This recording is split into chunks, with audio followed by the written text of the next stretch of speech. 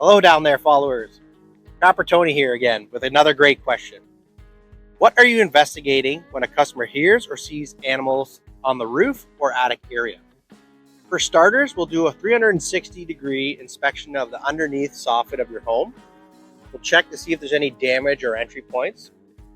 Jump up on the roof, check all your roof vents, exhaust vents, shingles, drip edge, and gutters.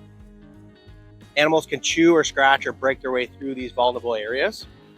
Any soffit intersections where the roof actually meets the soffit is another great spot to check by hand, get a quick visual on the area. We'll also look at how the animals got up on the roof itself. This could be overhanging tree branches, downspouts, or even power lines attached right to the head.